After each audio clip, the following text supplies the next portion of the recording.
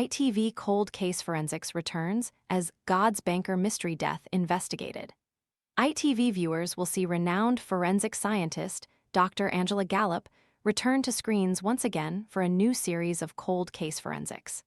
The series first aired back in 2023 with Dr Gallop and her team looking back into complex unsolved murder cases.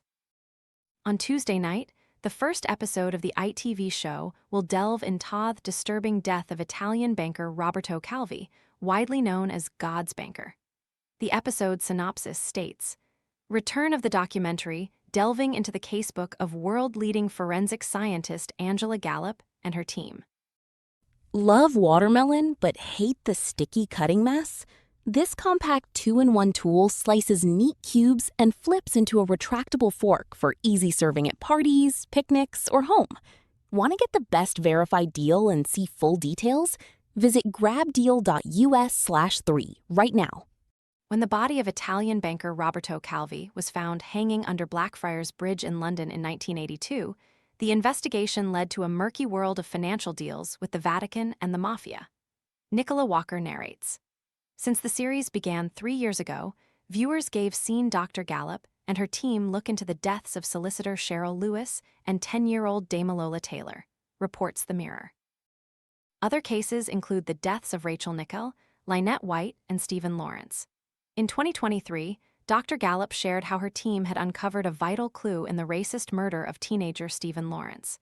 Stephen was 18 years old when he was stabbed to death by a gang of youths at a London bus stop in 1993. She explained to ITV News London that 3 years after Stephen was killed, her team re-examined the forensic evidence. Dr. Gallop shared, "We had looked for it blood and not found it, and other scientists before us had looked for it and not found it, and we only found it by looking for something else first. And that's what we have found about doing reinvestigations of cases. Sometimes you have to go via an indirect route to find what you're looking for. We now understand much better about how to find things, but we did not have the technology to analyze blood stains in that depth of detail in the decade before. Even finding this blood stain took ages, but you don't send a sample off, and 10 minutes the lab is ringing with the result." Another harrowing case Dr. Gallop and her team looked into was that of 23-year-old Rachel Nickell, who was murdered on Wimbledon Common in London with her toddler present. Although Colin Stagg was initially arrested on suspicion of the crime, it wasn't until a new profiling technique was able to identify the killer's DNA.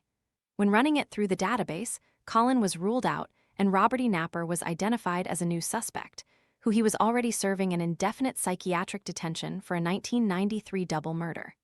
"It was extremely rewarding," Professor Angela Gallop told TV Choice. "It gave the police a name to go and investigate. And it told them that it wasn't the chap that they'd been investigating for so many years." Cold Case Forensics airs on Tuesdays on ITV from 9 p.m.